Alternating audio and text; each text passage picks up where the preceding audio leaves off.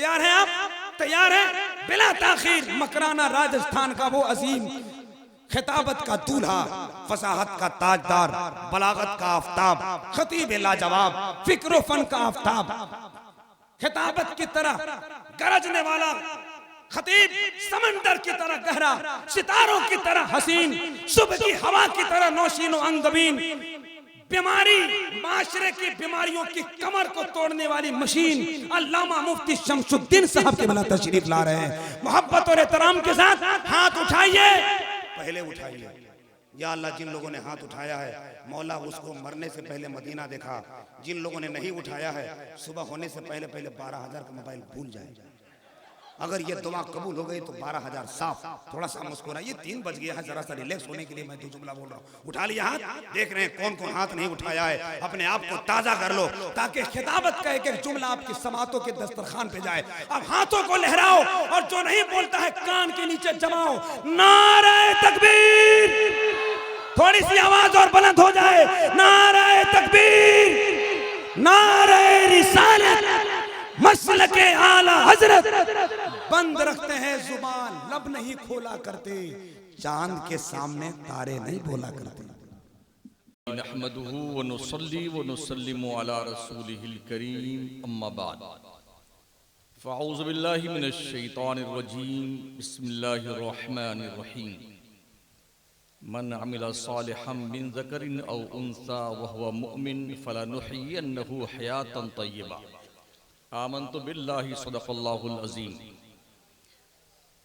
दुरूशी पढ़ लें। अल्लाहुम्मा सल्लि अला सय्यिदिना मौलाना मुहम्मदिन व अला आलिहि व सहबिहि व बारिक व सल्लिम सलातन व सलामन अलैका या रसूलल्लाह। इशा की बात से लेकर के अब तक सभी हजरात यहाँ आप जलवा फरमा हैं, अल्लाह जज़ाए खैर दे। रात के 3 के ऊपर हो चुके हैं और मैं आपकी दहलीज़ समाअत पर हाजिर हूँ। गुज़िश्ता कई सालों से आपकी इस बज़्म मोहब्बत में अल्लाह आने का मौका अता फरमाता रहा है। इस साल बहुत दूर से चल के आया, यूं समझ सकते हैं आप। नजफ अशरफ से चला हूँ बगदाद एयरपोर्ट और वहाँ से मस्कत, मस्कत से जयपुर, जयपुर से फिर ट्रेन से लखनऊ और कानपुर, लखनऊ और लखनऊ से मुजफ्फरपुर। लगातार 36 घंटे का सफर। मतलब एक दिन भी हम ढंग से मकराना नहीं रुके हैं और फिर यहाँ पर हम आपकी बारगाह में पहुंचे हुए हैं। सुभान अल्लाह, जय किस्मत।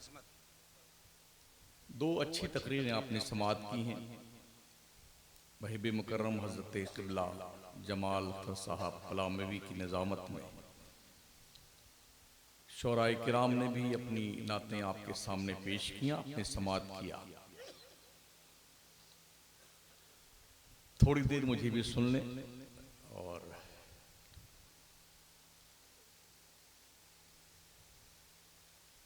सैंतालीस साल मुकम्मल हुए हैं इस दयारे मदीना कॉन्फ्रेंस को।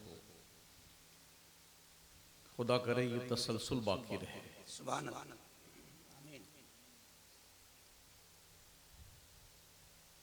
कुछ कमियां हर जगह होती हैं, उनको दूर करने की कोशिश करनी चाहिए।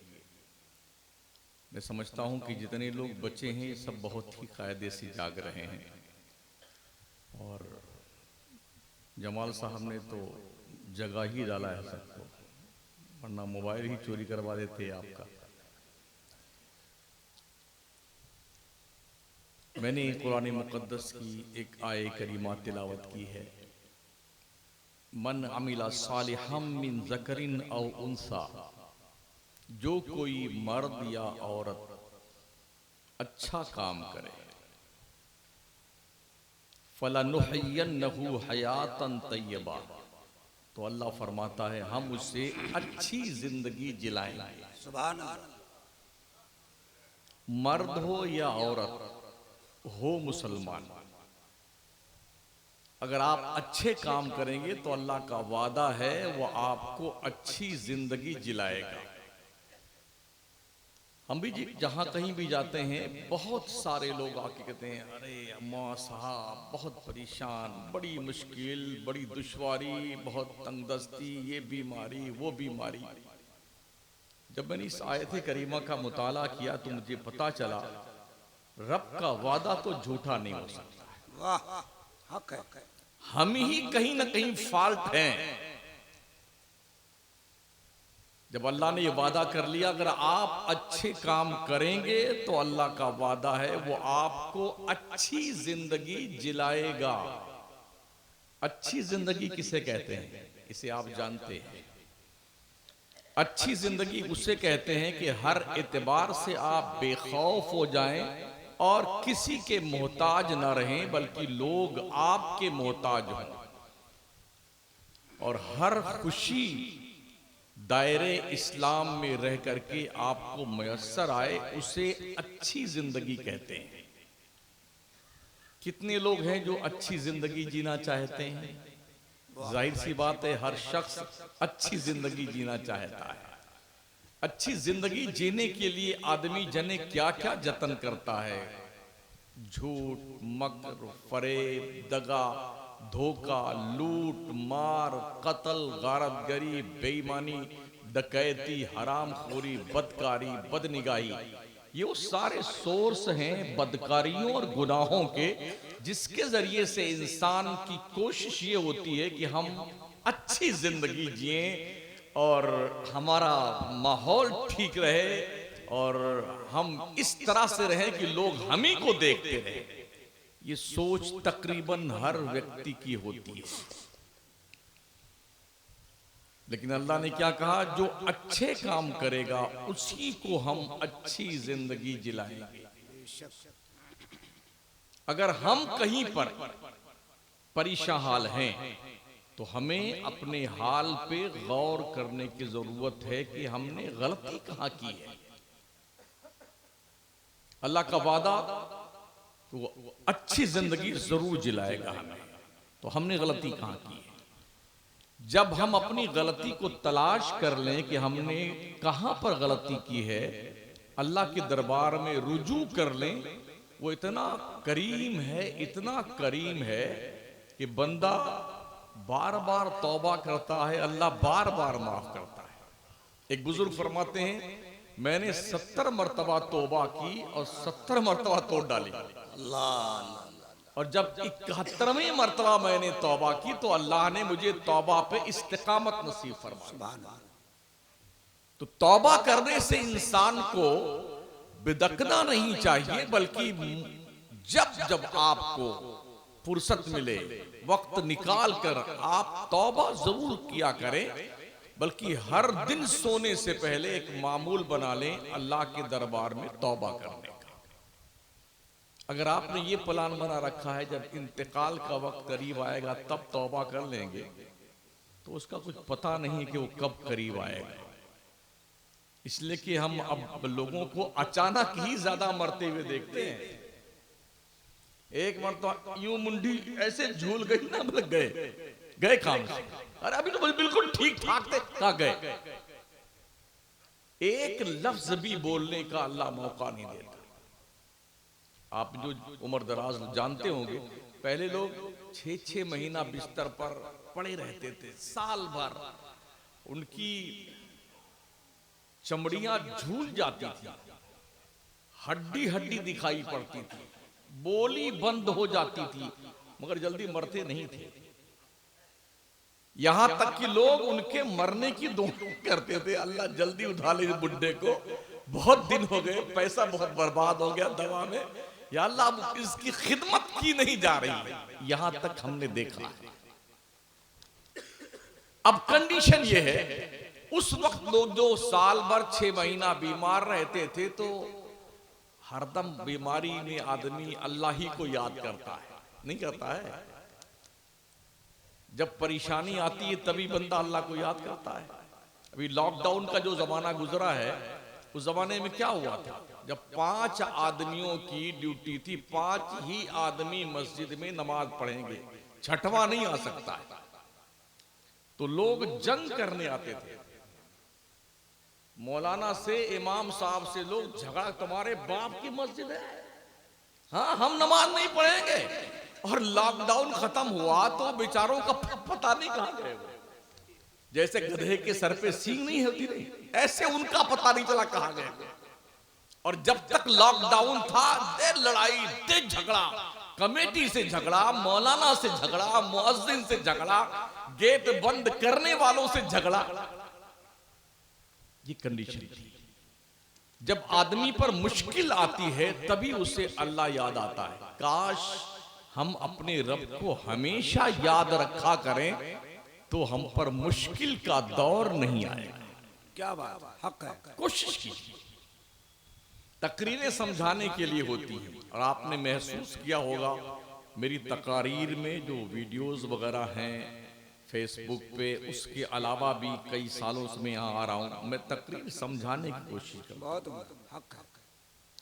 मुझे ये शौक नहीं कि आप मेरी तकरीर में नारा लगाएं या मैं आपको बोलूं कि हाथ उठाइए, नारा लगाइए, जिंदाबाद कीजिए, बिल्कुल नहीं, कोई शौक नहीं। शौक इतना ही है कि आप मेरी बात गौर से सुन लें। मैं आपके दिल के करीब से होके गुजरने की कोशिश करता हूं, शायद के उतर जाए तेरे दिल में मेरी बात। वाह, हक है। कोशिश कीजिए अपने रब को मान। वो रूठा हुआ रब है, बहुत जल्दी मान जाता है, हाय हाय हाय, बहुत जल्दी। क्या बात है। हदीस शरीफ में आया है, जब बंदा तौबा करके एक बालिश अपने रब के रहमत की तरफ बढ़ता है तो अल्लाह की रहमत एक हाथ उसकी तरफ आगे बढ़ती है। और जब बंदा एक हाथ अपने रब की रहमत की तरफ आता है तो अल्लाह की रहमत 70 हाथ बढ़ करके उस बंदे का खैर मकदम करती है। अल्लाह से ज्यादा कोई प्यार नहीं करता बंदों से। जहां मां की ममता भी दम तोड़ जाए और बाप का रिश्ते पितरी भी दम तोड़ जाए, वहां पर भी अल्लाह की रहमत अपने बंदे को सहारा देती है। सुभान अल्लाह, सुभान अल्लाह। तो फिर उस रब की रहमत से प्यार क्यों न किया जाए। जब पहले हम आया करते थे तो बहुत कम नमाजी थे आपकी मस्जिद में। अभी माशाल्लाह कुछ ज्यादा बढ़े हैं, इमाम साहब की मेहनतें हैं और आप लोगों की, कुछ नमाजी बढ़े हैं। अल्लाह करे तादाद और ज्यादा हो जाए। दुनिया तो ऐसे भी आपको मिटाने में लगी हुई है, कम से कम मिटते मिटते अपना नाम तो पैदा कर जाओ। हाय हाय हाय, क्या कहने। हम एक किरदार पेश करते हैं आपके सामने, एक अजीम इंसान का किरदार, जिसने बहुत मुख्तसर सी मुद्दत में करोड़ों इंसानों के दिलों को फतेह कर लिया। उस जात का नाम हजरत मोहम्मद मुस्तफ़ा सल्लल्लाहु ताला अलैहि वसल्लम। क्या ख्याल है आपका? मक्के में हमारे नबी पैदा हुए थे, माहौल क्या था पता आपको? जुआ, सट्टा, शराब, अय्याशी, बेहयाई, बदमाशी, गुंडागर्दी, कत्ल, गारतगरी, ये आम पेशा था मक्का वालों का, पूरे अरबस्तान का। उस माहौल में मेरे नबी पैदा हुए। पैदा होने से पहले बाप का इंतकाल हो गया, पैदा होने के 6 साल के बाद मां का इंतकाल हो गया, फिर दादा का इंतकाल हो गया। एक ऐसा बच्चा जिसको रोकने टोकने वाला कोई ना हो और चारों तरफ से बुराइयों की बौछार हो, क्या उस शख्स को कोई भी गुनाह से रोक सकता है? पूरा मक्का बुराइयों का दलदल था। यहां तक के बाजारे ज़िना का हाल ये था कि शोरा जिन लड़कियों के साथ रात गुजारते थे, जब मेला लगता था तो शायर स्टेज पे आकर के उसके बेहयाई के किस्से शेर में बयान करता। वो लड़की भी मौजूद होती, माँ भी उसकी होती, भाई भी उसका होता, बाप भी उसका होता। वो बड़े फख्र से इस गुनाह को तस्लीम भी करते और शायर को वाह वाह करके दाद भी देते थे।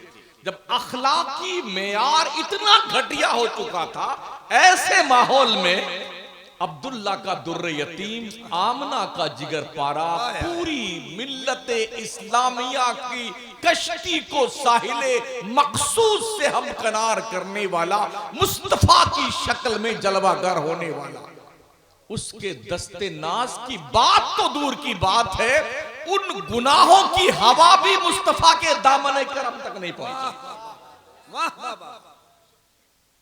कोई रोकने वाला नहीं था, बाप भी नहीं, मां भी नहीं, दादा भी नहीं, कोई नहीं।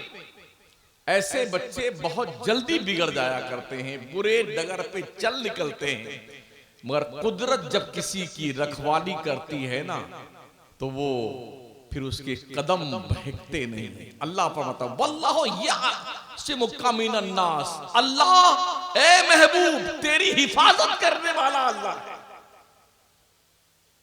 अल्लाह तेरी हिफाजत करने वाला है। तो जिसकी हिफाजत अल्लाह करे उसके कदम कैसे डगमगा सकते हैं। उस माहौल में लोगों को अपने अजीम किरदार के जरिए से हमारे नबी ने दिल कैसे जीते हैं वो मैं आपको बताऊं।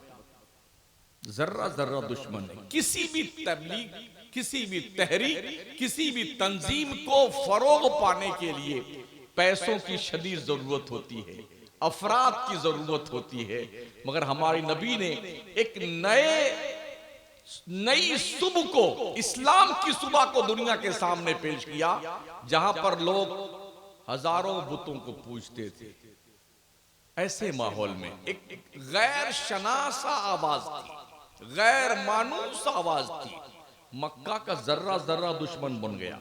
इतने जुल्म ढाए हमारे नबी पर कि इतना जुल्म किसी पे नहीं तोड़ा गया। आदम पैगंबर से लेके ईसा पैगंबर तक कमोबेश 1,24,000 अंबिया तशरीफ लाए, किसी पर इतना जुल्म नहीं ढाया गया जितना जुल्म हमारे नबी पे ढाया गया। अम्मा आयशा सिद्दीका रदियल्लाहु ताला अन्हा ने एक बार पूछा, या रसूलुल्लाह अलैहिस्सलातु वत्तस्लीम, आपकी जिंदगी में सबसे सख्त दिन कौन सा था?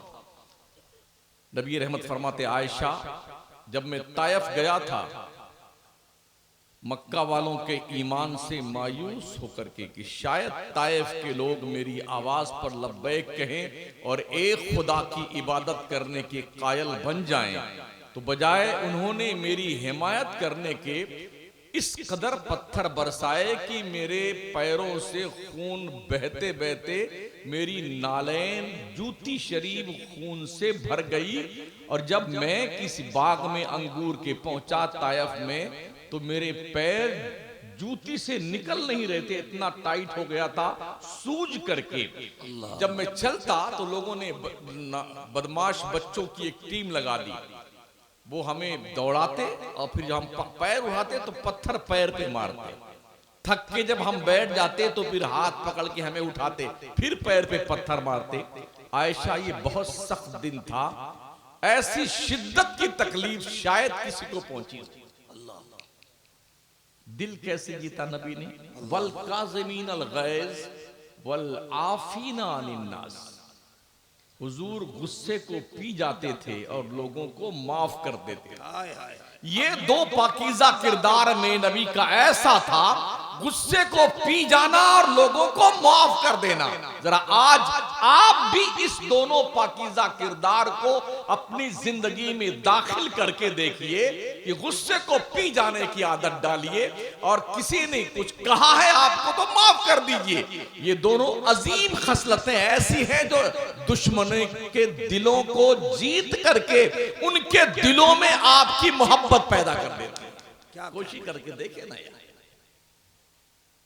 कितना ही कट्टर दुश्मन क्यों ना, हमने देखा वो मक्का जहां पर मुसलमानों का सांस लेना दुश्वार था। आज हम बहुत शिकायत करते हैं, यार मुसलमान बहुत परेशान, यहां परेशान, वहां परेशान, वहां परेशान। मैंने कुरान की आयत पढ़ी, वलिल्लाहिल इज्जत वलिरसूलिही वलिलमुमिनीन वलाकिन्नल मुनाफिकीन ला यअलमून। अल्लाह फरमाता इज्जत अल्लाह के लिए है, इज्जत उसके रसूल के लिए है, इज्जत मोमिनों के लिए है, मगर मुनाफिक इस बात को नहीं जानता है। अल्लाह का वादा झूठा तो हो नहीं सकता, या अल्लाह, जब इज्जत मुसलमानों के लिए है तो आज मुसलमान जलील इतना क्यों है? क्यों परेशान हाल है? क्यों बैतुल मक़दिस के रहने वाले फिलिस्तीन के लोग 80 साल से खाको खून में गलता है? क्यों फिलिस्तीन का मुसलमान रोज शहीद हो रहा है? क्यों उनके मकानों पे 80 साल से बमबारी हो रही है?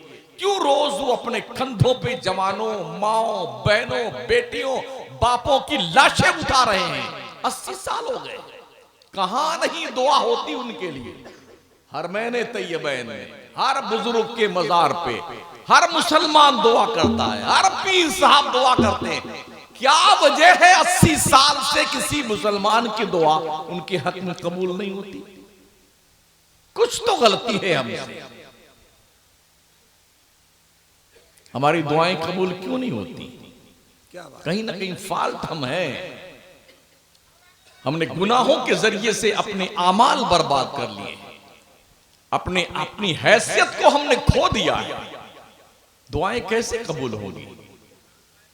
हमारे नबी अलैहिस्सलाम की हदीस बात का मफहूम है, जब कौम में ज़िना आम हो जाए, शराब आम हो जाए, तो फिर अल्लाह इतना नाराज हो जाता है उस कौम से कि उनके बुजुर्ग, उनके लोग दुआ मांगते हैं, उनकी दुआएं कबूल नहीं की जाती। कहीं ऐसा तो नहीं है कि हम इस बुराई में लिप्त हैं? इस तरह गुनाहों के दलदल में हम डूब चुके हैं।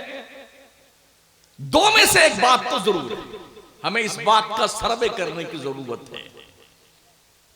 आज की तारीख में मुसलमानों के पास ना पढ़ने का वक्त है, ना दीन के करीब आने का वक्त है, और जलसे भी बस जिस दिन जलसा होता उस दिन ही हम मुसलमान दिखते हैं, और जुमा के दिन मस्जिद में मुसलमान दिखते हैं, या ईद बकरीद में मुसलमान दिखता है। मुसलमान वो है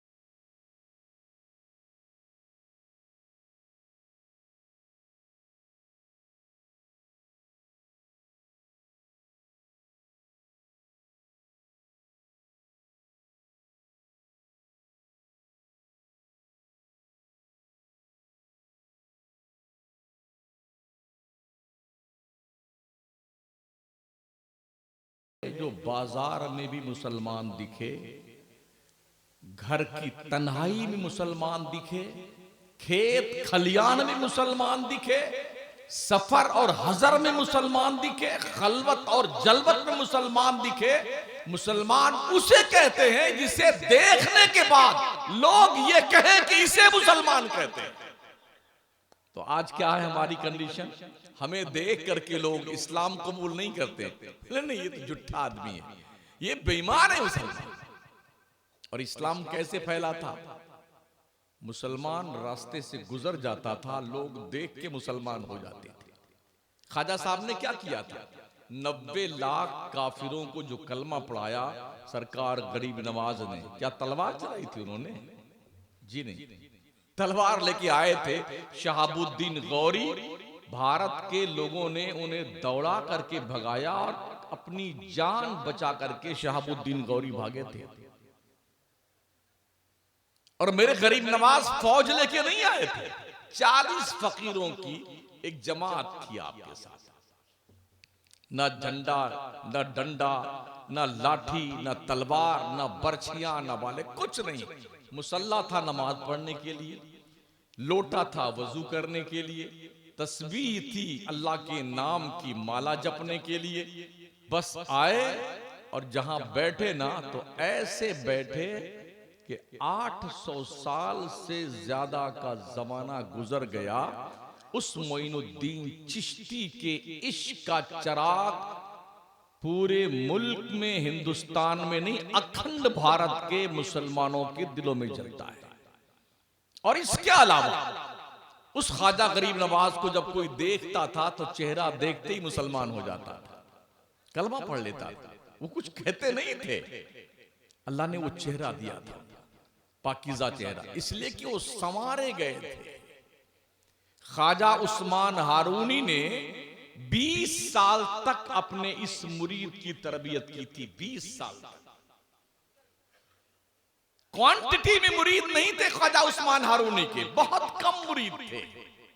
आज तो मुरीद से झोलियां नहीं, शकर का बोरा भरा जा रहा है। इतने मुरीद हमारे, इतने मुरीद हमारे। ख्वाजा उस्मान हारूनी ने एक ही ऐसा ढंग का मुरीद बनाया था जिसे मोइनुद्दीन चिश्ती कहते हैं। पता है आपको? 3 दिन के अंदर ख्वाजा गरीब नवाज जो मामूल बताया था ख्वाजा उस्मान हारूनी ने, उससे पढ़ लिया था। तो तीसरे दिन गरीब नवाज को बुलाया ख्वाजा उस्मान हारूनी ने, कहा मोइनुद्दीन, कहा जी सर, का आसमान की तरफ देखो कहां तक नजर आता है। तो नजर उठाई तो अर्ज करते हैं पीर साहब अल्लाह का अर्श देख रहा हूं। कहा जमीन की तरफ देखो, क्या देख रहे हो? कहा तहतुस सरा तक देख रहा हूं। ख्वाजा उस्मानी हारूनी अपनी 2 उंगलियां इस तरह से की, कहा मेरी दोनों उंगलियों के बीच में देखो क्या दिख रहा है? कहा हुजूर 18,000 आलम को मैं देख रहा हूं आपकी दोनों उंगलियों के बीच में। इतना कामिल होने के बाद भी 20 साल तक पीर ने अपने मुरीद की तरबियत की। और जब तरबियत मुकम्मल हुई तो पीर अपने मुरीद को लेकर के काबा शरीफ के पास पहुंचे। ख्वाजा उस्मान हारून ने कहा मोइन चलो अल्लाह के दरबार में चलते हैं, कुछ तेरे लिए मांग लेते हैं। दोनों चले, पहुंचे हतीम काबा में। परनाले रहमत के नीचे पीर और मुरीद दोनों खड़े हो गए। कहा बेटे मैं दुआ करता हूं, तुझे आमीन कहनी है। कहा ठीक हुजूर। ख्वाजा उस्मान हारूनी ने दुआ की, ए अल्लाह, ख्वाजा उस्मान हारूनी अपने जिंदगी की पूरी कमाई मोइनुद्दीन चिश्ती की शक्ल में लेके आया है, इसे कबूल कर ले। ये दुआ मांगी पीर ने। तो ख्वाजा गरीब नवाज ने आमीन कहा तो काबा के दीवारों से आवाज आई कि मैंने मोइनुद्दीन को कबूल कर लिया। कहा चलो अब यहां काम तो हो गया है, अब मदीना चलते हैं। हुजूर की बारगाह में गए। जब आस्ताने रसूल पे पहुंचे तो पीर साहब ने फरमाया बेटे जद्दे अमजद को सलाम करो। गरीब नवाज ने सरकार को सलाम पेश किया, अस्सलामु अलैकुम या जद्दी। कब्र रसूल से आवाज आई वालेकुम अस्सलाम या कुतुबल मशायख। बस ये दो काम पीर ने किया था, मकबूलियत का परवाना अल्लाह के घर से भी और रसूल अल्लाह के दर से दिला करके कहा मोइनुद्दीन जाओ, अब तुम्हारा काम हो गया। अब वहां से चलने के बाद गरीब नवाज बगदाद शरीफ होते हुए लाहौर दाता साहब के यहाँ होते हुए दिल्ली आए और दिल्ली से अजमेर पहुंचे। फिर पूरी जिंदगी प्यारे ख्वाजा मोइनुद्दीन चिश्ती ने 70 साल अपनी जिंदगी के दिन गुजारे हिंदुस्तान में। 70 साल में इस पीठ को जमीन से सोने के लिए नहीं लगाया है, सोए नहीं। ये दीन की खिदमत थी। और हमारी हालत क्या है?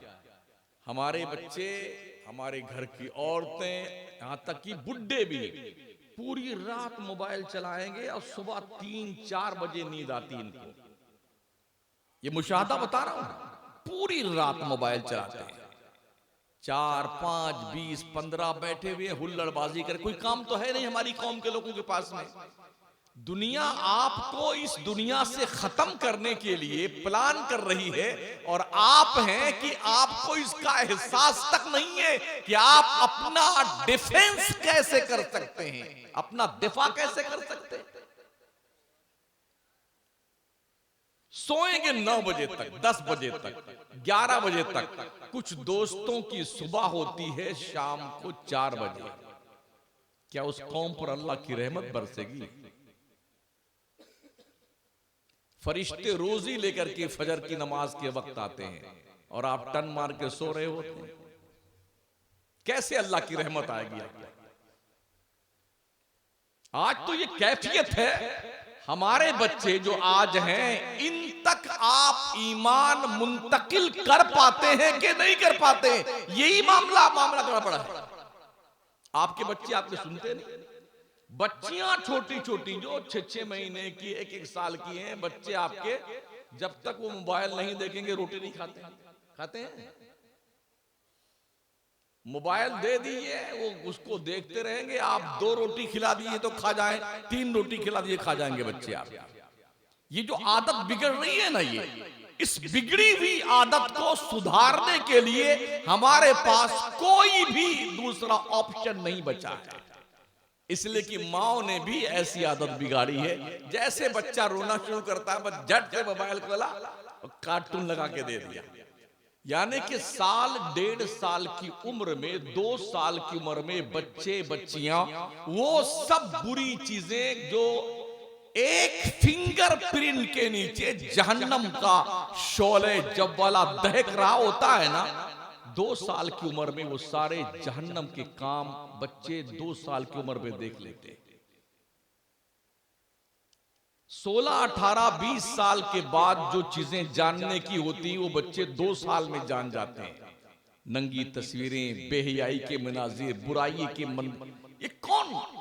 और सब लोग क्या बात है, ये बच्चे कहा देखो, ये कंडीशन चल रही है। सेहत भी खराब हो रही है, अमल भी खराब हो रहा है, फसल भी खराब हो रही है, नस्ल भी खराब हो रही है। इस पर कोई ध्यान नहीं है। दुनिया ने भी बाज़ाब्ता ऑनलाइन पढ़ाई का सिस्टम चालू करके, उनके यहां तो बेहयाई कोई मतलब ऐब नहीं है, अय्याशी कोई ऐब नहीं दूसरों के यहां। हमें भी इसी बुरे माहौल में लाकर के लोगों ने ढकेल दिया ऑनलाइन तालीम के नाम पर। ना चाहते हुए भी आपको अपने बच्चों को एंड्रॉइड मोबाइल देना पड़ रहा है। क्या उपाय है आपके पास इस बुराई से बचने का? कोई तरीका आपने इजाद किया है? जी नहीं। तो मैं अर्ज कर रहा था, हमारे पैगंबर सल्लल्लाहु तआला अलैहि वसल्लम ने बहुत मुख्तसर सी मुद्दत में, यानी कि 40 साल की उम्र में नबूवत का ऐलान किया और 63 साल की उम्र में आपका विसाल हो गया। कुल 23 साल के नबूवत के ऐलान के बाद वाली जिंदगी में हमारे पैगंबर ने 1,24,000 दिलों में अपनी गुलामी और वफादारी का चराग जला दिया। वो लोग जो खून के प्यासे थे, वो लोग जिन्होंने हुजूर को मक्का से निकाल दिया था कि मदीने हुजूर चले गए थे, अपना घर बार लोग छोड़ के चले गए थे, ज्यादा दिन नहीं गुजरे थे, बहुत मुख्तसर सी मुद्दत में 12 साल के अंदर अंदर हिजरत फरमाने के कुछ ही साल के बाद जो है हुजूर 12,000 का लश्कर लेके आए थे और पूरे मक्का को फतेह करके इस्लाम का झंडा गाड़ दिया। क्यों? अखलाक बुलंद कीजिए, अपना किरदार बुलंद कीजिए, अपने आप को मनवाइए। मेरे नबी ने 40 साल तक अपने आप को मनवाया। बस मैं तकरीर खत्म करने वाला हूं इसलिए कि मेरी ट्रेन गुजर जाएगी अगर मैं तकरीर आगे बढ़ाऊंगा। हमारे हुजूर सल्लल्लाहु अलैहि वसल्लम ने जब नबूवत का ऐलान फरमाया तो लोगों ने पूछा था, कोई दलील आपके पास है कि आप नबी हैं? तो हुजूर ने फरमाया, फ़क़त लबिस्तु फ़ीकुम उमरम मिन क़ब्लिही अफ़ला ताक़िलून। ये कुरानी आयत है जो हुजूर ने उनके सवाल के जवाब में इरशाद फरमाया, ए मक्के के लोगों तुम ही बताओ, मेरी 40 साल की जिंदगी तुम्हारे बीच गुजरी है, तुमने रात भी हमारी देखी है, दिन भी तुमने हमारा देखा, सफर हजर खलवत जलवत सब देखी, तुम बताओ क्या किसी गैर नबी की जिंदगी इतनी क्लीन हो सकती है? नबूवत की दलील में जो चीज पेश की जाती है उसे मोजज़ा कहते हैं। हमारे हुजूर ने नबूवत की दलील में अपनी 40 साल की जिंदगी पेश की। गोया नबी की 40 साला जिंदगी का एक एक लम्हा मोजज़ा है, एक एक लम्हा मोजज़ा। और नबूवत की दलील पर जब आपने अपनी हयात तैयबा को पेश किया, पूरा मक्का इस बात पर शाहिद था, मोहम्मद सादिक हैं, मोहम्मद अमीन हैं, मोहम्मद कभी झूठ नहीं बोलते, मोहम्मद किसी पे गुस्सा नहीं करते, मोहम्मद अमानत में खयानत नहीं करते। ये बात उनके दुश्मन भी मानते थे। हुजूर को मक्का के काफिरों ने साहिर कहा, मजनू कहा, दीवाना कहा, पागल कहा, लेकिन जब अक्लमंदों के बीच ये बात जाती क्या मोहम्मद साहिर हैं, जादूगर, तो लोग कहते नहीं नहीं जादूगर नहीं हो सकते, इसलिए कि जादूगर ऐसी बातें नहीं कर पाता है जैसी बात मोहम्मद करते। का मजनू भी मोहम्मद नहीं है, दीवाना भी नहीं है, पागल भी नहीं है, इसलिए कि पागल ऐसी बात नहीं करता जैसी बात मोहम्मद करते हैं। कभी भी किसी मक्का के दुश्मन काफिर ने हुजूर के किरदार पर उंगली नहीं उठाई। आज जो लोग पूरे भारत में, अभी नासिक के अंदर एक कमीना पगलाया था, कोई हरामगिरी की औलाद, हाँ पगलाते रहते हैं बेटे, हुजूर के किरदार पे उंगली उठा रहे हैं। इनके बाप दादा जो थे ना मक्का में, वो तो देखे थे ना हुजूर को, देखने के बावजूद भी उन्होंने कभी किरदारे मुस्तफा पे उंगली नहीं उठाई। किरदारे मुस्तफा सब कुछ कहा, मगर किरदार इतना क्लीन था मेरे नबी का, हमें भी अपने किरदार को वैसे ही क्लीन करने की जरूरत है। जबी रब ने फरमाया ना, लक़द काना लकुम फी रसूलिल्लाहि उस्वतुन हसना, ए मेरे बंदो, मुस्तफा की जिंदगी तुम्हारे लिए आइडियल है, नमूना है, इज्जत वकार बुजुर्गी सब कुछ चाहिए अगर तुम्हें, तो हमारे महबूब मोहम्मद मुस्तफा की जिंदगी को फॉलो करो, हम तुम्हें वो सब कुछ देने को तैयार हैं जो हुजूर के वफादारों को दिया जाना चाहिए। तो हमें अपनी जिंदगी में बहुत कुछ सीखने की, समझने की, करने की जरूरत है। माएं घरों में इस्लामी माहौल बर्पा करें, बाहर हमारी जिम्मेदारी बनती, हम अपने माहौल को इस्लामी माहौल बनाएं। हमारी तन्हाइयां भी खुदा से डरने वाली हो, ऐसा ना हो कि हम लोगों के सामने तो शरीफ बने रहे कि माशाल्लाह क्या बढ़िया मौलाना, क्या बढ़िया आदमी, क्या सेठ साहब बढ़िया, हाजी नमाजी साहब बढ़िया है, और तन्हाई में जाकर के आप गुनाह करने लगे।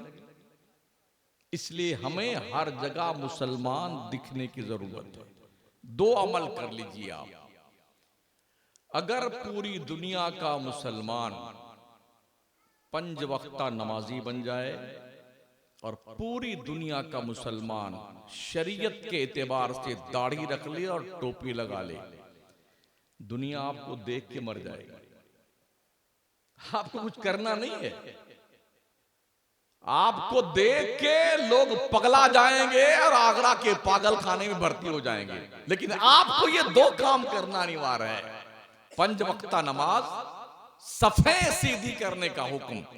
हमारे हुजूर ने क्या फरमाया? सफ़े सीधी कर लो, अपनी सफ़े सीधी कर लो, कंधे से कंधा मिलाकर, कदम से कदम मिला के हम सब सीधी करते हैं ना। इस सब सीधी करने की हिकमत क्या है? फरमाया गया कि जिसकी सब सीधी होती है उसका दिल सीधा होता है। सफ़े टेढ़ी हैं तो दिल टेढ़ा। मगर अफसोस ये है कि 1400 साल से ज्यादा का अरसा गुजर गया, हम अब तक सफ सीधी नहीं कर पाए। जो कौम 1450 साल में अपनी सब सीधी करना ना सीख पाए, उससे हम और क्या तवक्को कर सकते हैं? अगर हम पूछ लेना है, जितने मजमा में लोग बैठे हुए हैं, नमाज के ही मसले पूछ लें तो इसमें से 98% लोग शर्मिंदगी से सर झुका लेंगे। नमाज पढ़ना लोगों को नहीं आता है। कोई गड़बड़ी हो जाए तो सजदे सहू कब करना है, कब नहीं करना है, नमाज कब टूट जाती है और कब बाकी रहे, कुछ पता नहीं। बस जी देख देख के पढ़े जा रहे नमाज, सीखेंगे नहीं। नियत बांधने के बाद ऐसे तिरछे देखेंगे बगल वाला कैसे पढ़ रहा है, वैसे रुकू सीधा टिकाए जा रहे हैं। कुछ तो इसलिए नहीं सीखते यार, भी इमाम साहब हमारे सामने भाई बच्चे ही हैं, इनकी उम्र ही क्या होगी, 20-25 साल, हम 80 साल के हो गए, जाएंगे तो लोग कहेंगे बुड्ढा, शर्म नहीं आती तुझको? अरे इस शर्म से बेहतर है हश्र के मैदान में जब शर्म करने से आप बच जाएं तो भलाई आपकी है। यहां सीख लो दीन ताकि नमाजें ढंग की हो जाएं। और ये जो लोग कहते हैं ना, हर कैसे भी नमाज पढ़ लो अल्लाह कबूल कर लेगा, इतना आसान समझा है? अगर कुर्ते का बटन टेढ़ा हो जाए, ये ताबीज टेढ़ी हो जाए तो हम कुर्ता कबूल नहीं करते हैं दर्जे से। और दुनिया की सबसे कीमती इबादत जो कुर्बे मौला का सबसे बेहतर जरिया है, वो कैसे भी कर लो अल्लाह कबूल कर लेगा। क्या पागलपन है ये, जुनून नहीं तो और क्या है। इसलिए दीन सीखिए और दीन सीखने का वक्त निकालिए। इमाम साहब के पास बैठा करें, आलिमों के पास बैठा करें। और इमाम साहब की जिम्मेदारी बनती है अखलाकी तौर पर कि नमाज में किसी वक्त, जिस वक्त लोग ज्यादा नमाजी हों, तो कोई ना कोई दीनी किताब लेकर के 10-15 मिनट उन्हें सुनाएं और समझाएं। और आपकी जिम्मेदारी बनती है कि आप बैठ के दीन सीखें ताकि आप किसी के मोहताज ना रहें। बकिया इंशाल्लाह फिर अगले साल जब जलसा होगा तो तफसीली गुफ्तगू आपसे होगी। और अल्लाह ने चाहा तो सैयद अमीनुल कादरी साहब की भी तारीख मिलेगी इंशाल्लाह ताला। इस बार कोशिश की थी हमने, लेकिन कुछ मामलात ऐसे थे कि बात बैठी नहीं। लेकिन इंशाल्लाह अगले साल इंशाल्लाह ज़रूर ऐसा होगा कि वो तशरीफ़ लाएंगे। हालांकि कल, बल्कि आज ही तारीख तो बदल गई। यहीं पास में कोई और जलसा है ना, वहाँ भी वादा मैंने किया था, मगर फिर मैंने उनसे माजरत इसलिए तलब कर ली थी क्योंकि परसों मुझे मकराना किसी भी हाल में पहुँचना है। हमारे एक बहुत करीबी दोस्त, उनकी घर में शादी है। मैंने इस प्रोग्राम को भी मना कर दिया था, तो ये 25 को घसीट लाए कमेटी वाले। ये पहले आगे था, 27 तारीख थी, ये 25 को ले आए। जुमा को मैं तारीख कहीं नहीं देता हूँ, आमतौर पे जुमेरात जुमा को मकराना रहता हूँ। लेकिन अभी ये आबोदाना था कि मुझे इस जुमा को वहाँ मिस करना पड़ा और यहाँ हम सुबह ही आ गए थे। तो एक तकरीर तो हमने शहर में कर दी जुमा में, यतीम खाना में की मस्जिद में जुमा की, और एक तकरीर यहाँ कर रहे हैं। लेकिन ये तकरीर का वक्त नहीं है। आप लोगों के यहाँ शायद आपको याद होगा कि तकरीबन 3 साल पहले आधी तकरीर मेरी अजान फजर से पहले हुई थी और आधी तकरीर अजान के बाद में हुई थी। तो ये कोई जरूरी नहीं कि आप फजर की अजान तक जलसा चलाएं। जलसा हो 2-2:30 बजे तक लास्ट फाइनल, काम की बात हो आप थोड़ा आराम भी कर लें और जाके नमाजे फजर भी पढ़ लिया करें, वरना इस पूरी रात में बाबा बाबा सुभान अल्लाह जिंदाबाद, और जब फजर की नमाज का वक्त आया तो आप सब मुर्दाबाद। ये ठीक बात नहीं। अपने बच्चों को साथ में लेकर नमाज पढ़ने जाया करें।